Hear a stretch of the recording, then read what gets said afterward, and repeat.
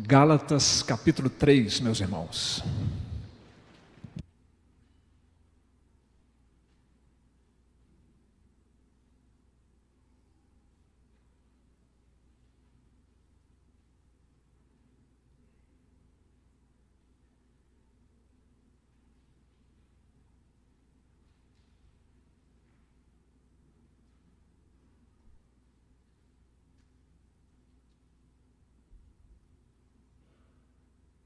Boa noite, queridos irmãos, boa noite, Igreja do Senhor reunida aqui, reunidos também nas casas, remotamente, que o Senhor continue falando aos nossos corações, abençoando a cada um de nós.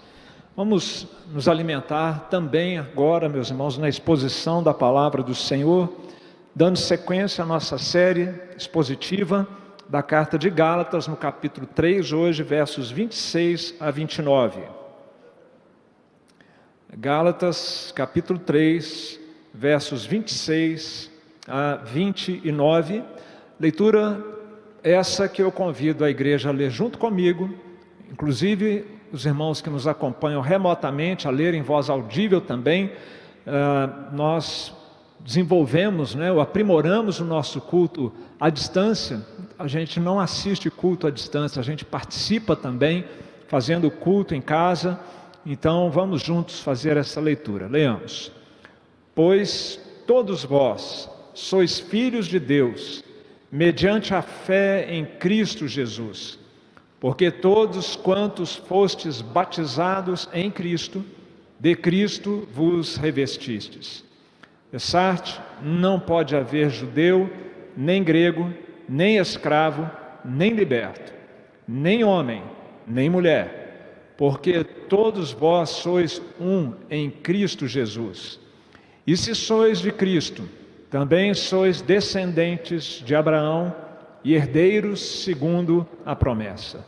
Senhor, nos colocamos ávidos na Tua presença, para também, Senhor, recebermos o alimento espiritual por meio da palavra pregada, como já recebemos por meio da palavra sacramental na ceia do Senhor. Quanto mais graça, quanto mais alimento, quanto mais de Cristo nossa alma recebe, mais gratos nós somos ao Senhor. E é o que lhe pedimos em nome de Jesus. Amém. Meus irmãos, a vida dos refugiados não é uma vida muito fácil. Eles buscam uma vida melhor num país diferente do seu, por diversas razões e por diversos motivos. Mas o refugiado é gente sem pátria, longe de casa, estrangeiro, forasteiro. A ONU diz que nós estamos vivendo a maior onda migratória, especialmente por causa de refugiados, desde a Segunda Guerra Mundial. Nos últimos 15 anos, isso intensificou de uma maneira muito significativa. Milhões de pessoas deixaram suas cidades, seus países, e forçados, foi uma mudança forçada, por causa de guerras, por causa de condições climáticas, por causa de perseguição de natureza política, religiosa, ideológica e outras mais. Nós temos vivido isso bem de perto aqui no Brasil, nessa última década. Vocês se lembram que primeiro chegaram os haitianos, depois do terremoto, depois os sírios, por causa de perseguição religiosa, e mais recentemente os venezuelanos, por questões políticas, aqui no país vizinho ao nosso. Agora, se a vida de um refugiado é difícil no seu país, quando ele finalmente chega onde ele tanto aguardava e tanto esperava chegar, nem sempre as coisas são boas como ele gostaria que fosse, por causa da intolerância, da xenofobia, por causa de preconceitos étnicos. Muitas vezes a vida dos refugiados não é fácil. Aqui mesmo em Brasília, a gente tem visto aí venezuelanos pedindo ajuda financeira no trânsito. A nossa igreja, inclusive, tem ajudado uma família venezuelana aqui no Distrito Federal. Felizes são aqueles que nascem num país onde nada disso é necessário, onde não é preciso passar por uma experiência assim tão dolorosa, tão humilhante, tão doída como a do refugiado. O texto bíblico, meus irmãos, que nós lemos, fala de uma mudança de condição, de situação, em que aqueles que têm uma aliança com Cristo atravessam. E a Bíblia diz que a nossa condição pregressa, antes de Cristo, era de forasteiros, estrangeiros, como que refugiados, como que vivendo desorientados nesse mundo, e que pela graça de Deus e pela obra de Cristo isso mudou. Paulo vai dizer isso claramente numa outra carta, na carta aos Efésios. Ele diz assim: agora, em Cristo, já não sois estrangeiros e peregrinos, mas concidadãos dos santos e sois da família de Deus. Nesse texto bíblico dessa noite, meus irmãos, nós vamos procurar aqui reforçar nossa fé e nossa confiança no que Deus nos ensina na sua palavra, de modo que nos lembremos que é por meio de Cristo, exclusivamente, embora nós não mereçamos, que nós somos plenamente aceitos na presença de Deus. Na carta de Paulo aos Gálatas, nesta passagem especial, queria chamar a sua atenção para a ocorrência do nome de Jesus Cristo. 4 versículos. Você notou quantas vezes foi mencionado o nome de Cristo, ou Cristo Jesus? 4 versículos, 5 vezes o nome de Cristo e 2 vezes o nome de Jesus. Isso não é acidental. Tudo depende de Cristo, tudo passa por Cristo. E essa é a polêmica em que Paulo está envolvido com os judaizantes lá na Galácia. Eles queriam acrescentar algo mais. Não, Cristo não é suficiente. A gente precisa ser crente, a gente precisa aceitar Jesus, mas a gente tem que também fazer a nossa parte, e no caso deles tinha que fazer a circuncisão, observar calendário religioso, também fazer uma dieta, uma dieta religiosa também. Mas Paulo está martelando e martelando o tempo todo que tudo gira em torno de Cristo e somente de Cristo. Tudo que mudou na nossa vida, toda a mudança no status, na condição, na situação em que nós vivíamos antes, é por causa de Cristo. E veja o que o texto diz, como é que o texto relaciona Cristo com essa mudança. O verso 26 fala que é por causa da fé em Cristo Jesus. Não é por causa do esforço humano. No verso 27 diz que é preciso ser batizado em Cristo para que aconteça essa transformação, essa mudança de vida, essa mudança de cenário. E não é uma referência ao batismo em água, porque o batismo em água não garante que alguém será revestido de Cristo, como o texto diz: batizados em Cristo, vocês foram revestidos de Cristo. Cristo agora vive em vocês. E é o que diz ainda no verso 27. No verso 28 fala de estar unido em Cristo Jesus. Essa palavrinha, essa expressão em Cristo, no Senhor, ela é muito cara, ela é muito querida do apóstolo Paulo. Se alguém está em Cristo, é nova criatura. Então, se alguém está unido a Cristo, é disso que trata essa expressãozinha tão especial. E no verso 29 também fala que nós somos de Cristo, somos propriedade de Cristo. Tudo gira em torno de Cristo nesta passagem, mostrando, portanto, a exclusividade da obra de Cristo, da pessoa de Cristo, na aliança que nós podemos ter com Deus, nas bênçãos que nós viemos a receber. Tudo passa por Jesus Cristo, e é assim que nós somos ligados a Ele pela fé, sendo batizados, nos revestindo de Cristo e nos unindo a Cristo Jesus. Qual é então a mudança? Que mudança é essa? De que antes éramos forasteiros, antes éramos estranhos ao povo de Deus, e agora, por causa da nossa união com Cristo, da nossa aliança com Ele, nós passamos a desfrutar de uma condição extremamente privilegiada, sem nenhum merecimento. A primeira mudança que nós encontramos aqui é que em Cristo nós nos tornamos filhos de Deus. Parece óbvio, não parece, irmãos? Mas veja quanta coisa isso nos leva a pensar e a refletir.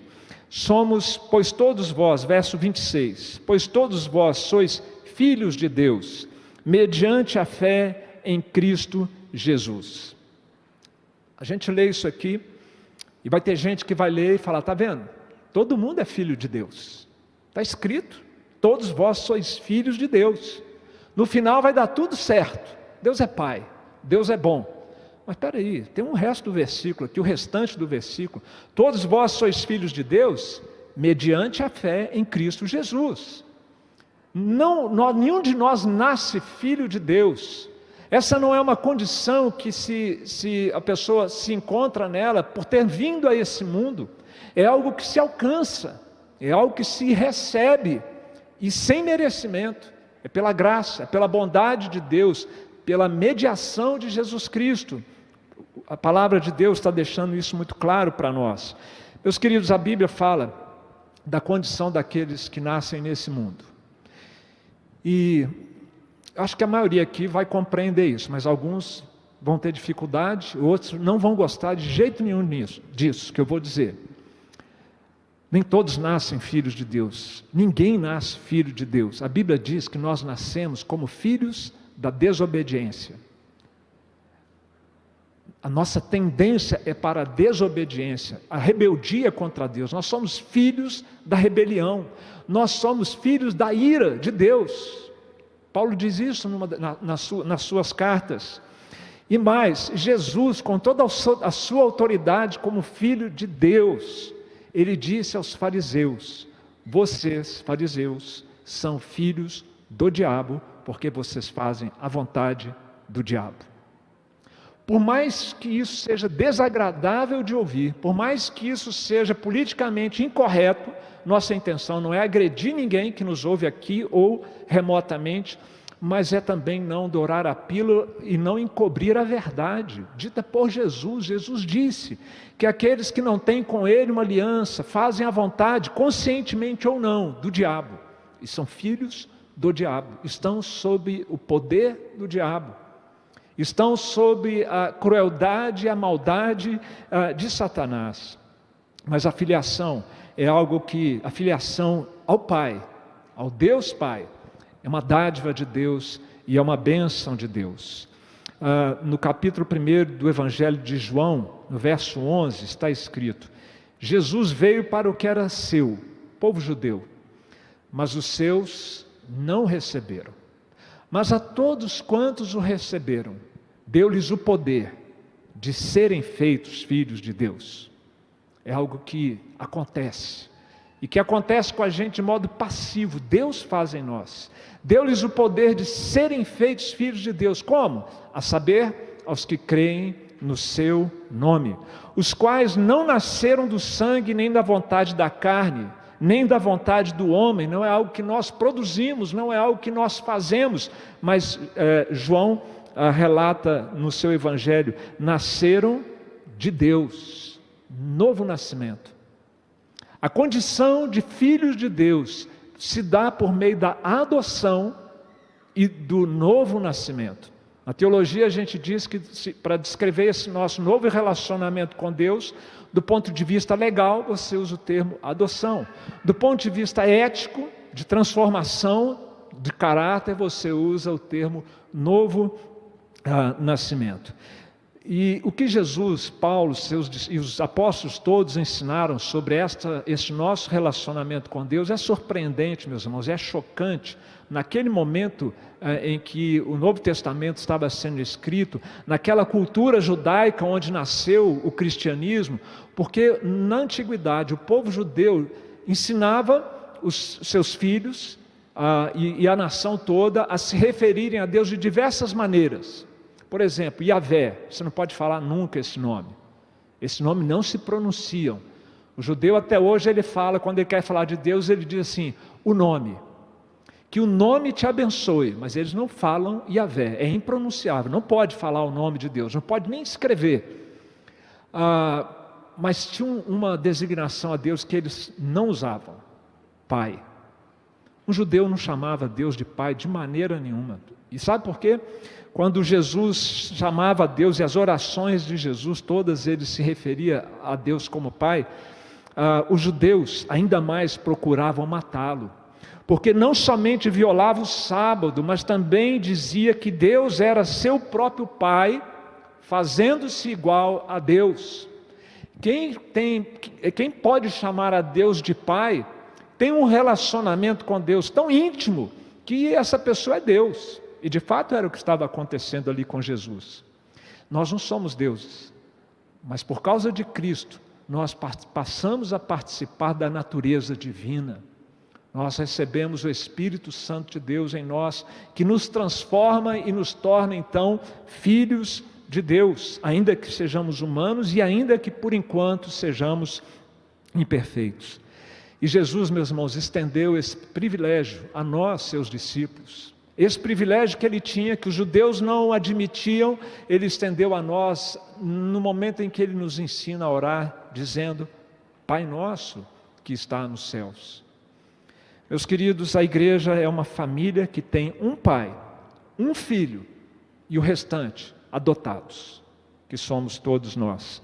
E esse processo então de ser transformado em filho do diabo, de filho do diabo em filho de Deus, é um processo que a palavra de Deus vai chamar então de adoção na família de Deus e vai chamar isso de um novo nascimento. Ninguém nasce já na família de Deus, é preciso ser adotado, e isso por meio da fé no Senhor Jesus Cristo. Eu fiquei devendo para as crianças as palavrinhas, né? Vocês não me lembraram aí nesse cantinho hoje. A primeira palavrinha é filhos, filhos. A segunda palavrinha, irmãos. E a terceira palavrinha, herdeiros. As crianças aqui em casa, anotem essas palavrinhas e vocês, irmãos, pendurem seu raciocínio nessas três palavrinhas: filhos, irmãos e herdeiros. Nós entramos nessa família, portanto, por adoção, meus irmãos. Paulo diz em Efésios 1:5, em amor nos predestinou Deus para sermos adotados como filhos por meio de Cristo Jesus. Também na carta de Gálatas, no capítulo 4, que a gente ainda vai ver, mas já adiantando, Deus enviou o seu Filho, verso 4, nascido de mulher, para resgatar-nos a fim de que recebêssemos a adoção de filhos. A nossa condição agora, então, como filhos de Deus adotados, meus irmãos, foi e ainda é o grande objetivo da obra redentora de Cristo.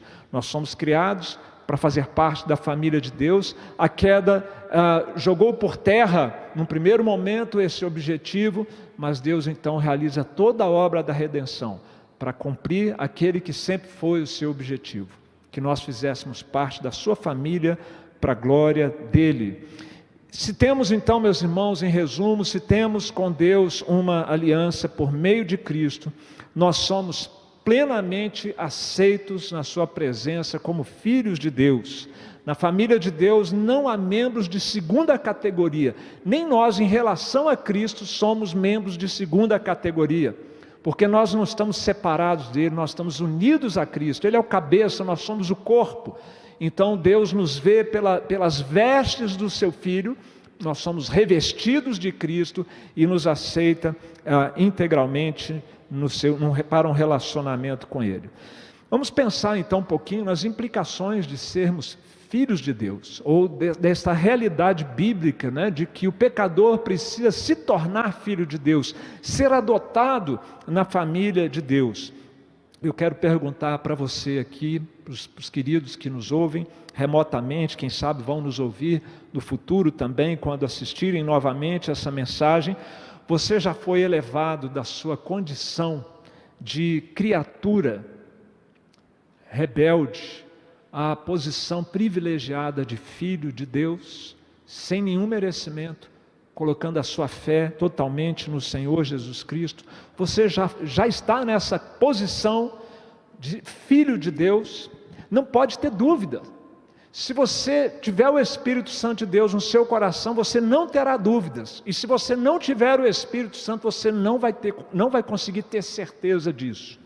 A dúvida quanto a ser ou não um filho de Deus, nos termos que a Bíblia descreve, não nos termos do senso comum que as pessoas têm, que é totalmente vazio, furado, sem base alguma, mas como a Bíblia descreve, nós acabamos de lembrar aqui, você está convicto, seguro da sua filiação a Deus, o Pai, por meio de Cristo, tendo colocado a sua confiança totalmente nele. Não rejeite esse ensino bíblico. Eu sei que ele é desagradável, quando você ainda não é um filho de Deus, fica desconfortável com isso. Como assim eu não sou filho de Deus? Eu creio em Deus, até o diabo crê em Deus. O diabo sabe que ele existe, o diabo treme. Mas isso não garante, saber que Deus existe ou acreditar na existência de Deus, não nos garante essa posição de filhos de Deus. É preciso então um arrependimento dos pecados e colocar totalmente a nossa confiança na pessoa de Jesus, para que Deus tenha misericórdia de nós, nos perdoe, faça de nós novas criaturas e nos adote como seus filhos amados. Agora, se você já tem a Deus como seu Pai, pela sua fé em Jesus Cristo, eu preciso lhe perguntar: você tem dado a Deus Pai a honra devida que um pai merece? O profeta Malaquias, ele confrontou o povo de Israel nesses termos: o filho honra o pai, e o servo ao seu senhor. Se eu sou pai, onde está a minha honra? Se eu sou o Senhor, onde está o respeito para comigo? Diz o Senhor dos Exércitos a vós outros que desprezais o meu nome. Dar honra a Deus é em amor nós nos submetermos à sua vontade e cumprirmos a lei de Deus, não na nossa força, mas na graça que Deus supre graças à obra de Jesus Cristo. Temos, meus queridos, dado a Deus a honra devida com o nosso caráter, com os nossos valores, com os nossos relacionamentos, com a nossa conduta de vida. Nós podemos dizer que nós temos honrado a Deus como nosso Pai. Você entende que nessa família da qual nós somos filhos por meio de Jesus, existe um alto padrão esperado de nós, e o padrão é Jesus Cristo, a medida da estatura de Cristo. Nós somos chamados para ser parecidos com Ele, semelhantes a Ele. Nós somos predestinados para sermos conforme a imagem do Seu Filho, a fim de que Ele seja o primogênito entre muitos irmãos. E o mais maravilhoso no Evangelho de Jesus é que aquilo que Deus exige, Ele mesmo nos dá, meus irmãos. É pela graça que nós atingimos essa grande marca de sermos cada vez mais misericordiosos, amorosos, humildes, mansos, aquilo tudo que a palavra de Deus descreve no fruto do Espírito, nas bem-aventuranças, nos 10 mandamentos e por aí vai. Agora, meu querido, você tem confiado e contado com essa realidade de que você tem um Pai no céu? Gente, isso é extraordinário. Ele não é um pai qualquer, é o Criador do universo, Deus onipotente, Senhor dos exércitos. A palavra de Deus diz que, como nosso Pai, Ele conhece a nossa necessidade antes que a gente a pronuncie com os nossos lábios. Você tem confiado nele, contado nele nesses tempos difíceis, de lutas, provações, de vales de sombra de morte que o nosso mundo tem atravessado. Esse é o privilégio que tem aquele que já foi adotado como filho de Deus. Mas a palavra de Deus aqui nesse texto também, meus irmãos, nos diz que por causa de Jesus, nosso status, nossa situação, status aqui não é no sentido de vanglória, de vaidade, né? Não, é status no sentido de condição, de estado, diante de Deus. Agora, a palavra de Deus nos diz que por causa de Jesus, nós somos irmãos em Cristo. Ó Senhor, muito obrigado por eu não ter nascido gentio, escravo e nem mulher. Não sou eu que estou falando isso não, tá, irmãos? Está escrito na Sidur, ou no Sidur, o livro de preces judaicas. E eu tive a curiosidade de pesquisar num site atual. Esse é um livro de preces e essa é a oração matinal. Eles começam o dia assim. E eu fui pesquisar num site judaico contemporâneo, como é que eles explicam essa oração tão preconceituosa, tão absurda, né? E eu li a explicação lá do rabino, tentando explicar o inexplicável. Você já ouviu falar em contorcionismo verbal? Se você já ouviu os políticos falando, é aquilo, tá? É assim que funciona. Quando eles são apertados, não tem o que dizer, fala e não diz nada, e no final, né, a gente vai embora sem ter tido a resposta. Não há uma explicação que justifique esse tipo de oração. Ela, na verdade, traduz o sentimento preconceituoso da cultura judaica, que recusou o Messias, que negou o Messias. Uma cultura que valoriza a prática de leis e de preceitos religiosos que já deviam ter sido abandonados, especialmente na área cerimonial. Olha como era o relacionamento deles com os gentios. Desdenhosamente os judeus chamavam os gentios de cães. Cães é um bicho que para nós é fofinho, mas para eles é um bicho desprezível, um animal desprezível. Se os coreanos comem cachorro, os judeus têm aversão aos cães. E chamam os gentios, ou chamavam os gentios, e até mesmo os gentios convertidos ao judaísmo, como é o caso do eunuco lá no caminho do deserto, que ele tinha ido adorar em Jerusalém. Ele era um etíope, um estrangeiro, convertido ao judaísmo, mas até nesses casos, eles não tratavam de igual para igual. Afinal, um etíope não era descendente de Abraão. E o judeu batia no peito dizendo: nós somos descendentes de Abraão. O resto do mundo é o resto, não são. Lembra que Pedro, ele teve que vencer sua resistência como um judeu, para ir para a casa de Cornélio, entrar na casa de Cornélio, comer lá dentro e evangelizar aquela família. Quando Pedro chegou na casa de Cornélio, ele chegou e quando deram a palavra para ele, ele disse assim: vós bem sabeis que é proibido a um judeu ajuntar-se, ou mesmo aproximar-se de alguém de outra raça. Mas Deus me demonstrou que a nenhum homem considerasse comum ou imundo. Isso é o que o Evangelho faz. Essa é a mudança de mentalidade, de visão do outro, de visão do próximo, que o Evangelho faz. Em relação aos escravos, esse aqui é mais fácil a gente imaginar as dificuldades, né, que os judeus tinham com os escravos, porque não tem como ter, na maioria das vezes, como regra, um relacionamento bom entre senhor de escravos e os seus escravos. Havia muita influência dos gregos, inclusive, nessa questão. Aristóteles, por exemplo, ele dizia que o escravo é apenas uma ferramenta que respira. Para vocês terem uma ideia de como eles tratavam os escravos. Paulo teve que escrever a um senhor de escravos chamado Filemon, que teria o seu escravo fugitivo devolvido, e Paulo disse a ele assim, sobre o fugitivo, ou escravo fujão chamado Onésimo: Onésimo, eu gerei em algemas. Ele antes te foi inútil, Filemon. Espero que o recebas, não como escravo, mas muito mais de escravo, como irmão caríssimo no Senhor. E se algum dano te fez, ou se te deve alguma coisa, lança tudo em minha conta.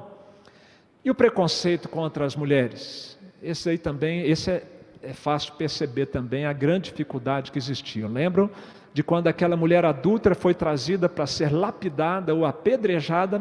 Cadê o homem? A lei de Moisés dizia sim que era o caso de pena de morte, o adultério na nação de Israel. Aí a gente olha assim: nossa, que rigor, que exagero. Temos que lembrar, meus irmãos, que havia uma tenda no arraial e um templo na cidade, que não era mera representação do culto. Deus estava ali no meio do povo de Deus, tolerância zero com o pecado diante da santidade de Deus. Mas cadê o homem com quem ela adulterou? Que julgamento mais injusto! E Cristo então a perdoa e exorta para que ela não pecasse mais. Pois bem, meus irmãos, no verso de número 27, verso de número 28, nós temos: Dessarte não pode haver judeu, nem grego, nem escravo, nem liberto, nem homem, nem mulher, porque todos vós sois um em Cristo Jesus. Somos todos criaturas de Deus, irmãos num sentido mais amplo. Nós não somos irmãos do cavalo, do boi, né, do gavião, mas nós somos irmãos como raça humana, no sentido mais amplo. Mas do ponto de vista do relacionamento com Deus, a nossa irmandade, a nossa fraternidade, a nossa união, ela passa pela fé no Senhor Jesus Cristo. Todos vós sois um em Cristo Jesus. Se estamos unidos a Cristo, então nós estamos unidos uns aos outros, e todas as demais barreiras humanas que nós possamos criar devem ser colocadas em segundo plano por causa dessa unidade maior que nós temos em Cristo. Não pode haver divisões, é isso que Paulo está dizendo. Ele diz nesses termos, no verso 28, não pode haver. E agora ele vai de novo repetir. Se eu falei que Cristo aparece 5 vezes, vai ter uma palavra 5 vezes em 4 versículos. Agora tem uma palavra que aparece 5 vezes em um só versículo: nem. Não pode ter nenhum tipo de divisão no meio do povo de Deus por causa de questões menores se nós estamos unidos a Cristo e se nós pertencemos a Ele. Jesus é o denominador comum que está acima de qualquer outro motivo que nós tenhamos para nos dividir, meus irmãos. Somos todos um, somos todos irmãos em Cristo, somos todos povo de Deus, somos todos família da fé, se unidos a Cristo Jesus. E para isso, meus irmãos, no mundo como nós, tão dividido, tão polarizado, nós temos que crucificar o nosso velho homem, porque o velho homem ele gosta de andar com os que pensam igual, com os que são iguais, com os que são amigos, com os que são próximos, mas nós não podemos alimentar partidarismos se nós estamos em Cristo. Nós temos que vigiar quanto a isso, meus irmãos. E além dessa lista de Paulo, que ele distingue condição social, se é escravo, se é livre, se é pobre ou se é rico, ele distingue etnia, se é judeu, se é grego, se é gentio, ele distingue sexo, se é homem ou se é mulher. Nós poderíamos acrescentar outras aqui, que tal? Que a gente tem que vigiar para não permitir que isso nos divida, nem esquerda, nem direita, nem Lula, nem Bolsonaro, nem empregado ou desempregado, nem concursado ou iniciativa pública, ou iniciativa privada, nem culto ou inculto, nem calvinista, nem arminiano, nem reformado ou pentecostal. Essas diferenças existem, nós não precisamos pensar todos igualmente, mas nós não podemos deixar que estas coisas nos dividam, que estas coisas coloquem a nossa unidade maior em segundo plano. Nós somos cristãos, citando aqui o que Tim Keller fala a esse respeito, somos cristãos antes de mais nada. Amém, meus irmãos? 2022 vai ser um desafio, tá? Já vamos preparando e nos lembremos disso.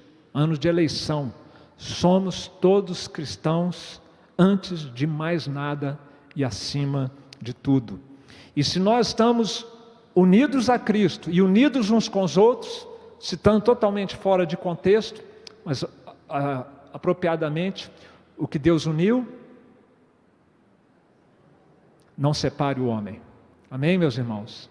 Muito bem, e para finalizarmos, meus queridos, nós temos ainda uma última mudança de status, de condição que nos abençoa e que nos privilegia. Nós somos herdeiros da promessa.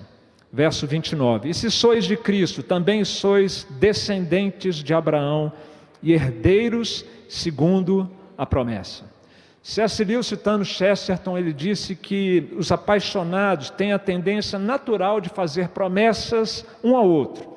As canções de amor no mundo inteiro são um exemplo disso.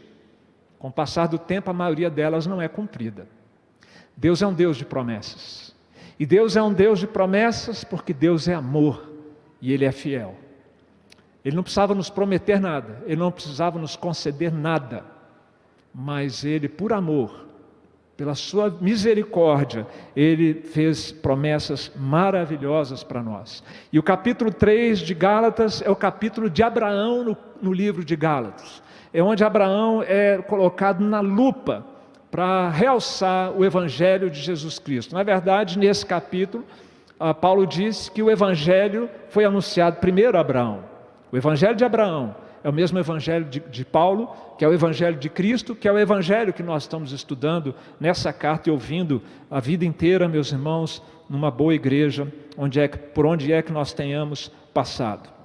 E Abraão aqui ele é citado porque se o judeu se arrogava ao privilégio de ser descendente de Abraão, Paulo vai dizer aqui então que a verdadeira ligação com Abraão não é étnica, não é pelo sangue, mas é espiritual, é pela experiência da promessa de Deus feita a Abraão. E aqueles que vão receber essa promessa a receberão pelo mesmo modo como Abraão recebeu, foi pela fé. E é pela fé em Cristo, é por desistir de qualquer atalho para chegar a Deus, e compreendendo que Cristo é o único caminho, a verdade e a vida, e que ninguém vai ao Pai senão por meio dele, é que nós recebemos a mesma promessa que Abraão recebeu. E você não pode ter dúvida mais quanto a isso, depois de estudarmos essa carta por tantos meses durante esse ano. Qual é a promessa de Abraão? Qual é a promessa de Abraão a que você tem direito? Não por merecer, mas pela obra de Cristo. Deus prometeu a Abraão uma terra. Essa não é a principal, essa é uma promessa secundária. Deus prometeu a Abraão um grande nome. Essa não é a principal promessa. Deus prometeu a ele uma grande descendência. Essa não é a principal promessa. Embora até essas tenham alguma relação com a gente, mas não dá para a gente ver isso aqui agora. Qual é a principal promessa?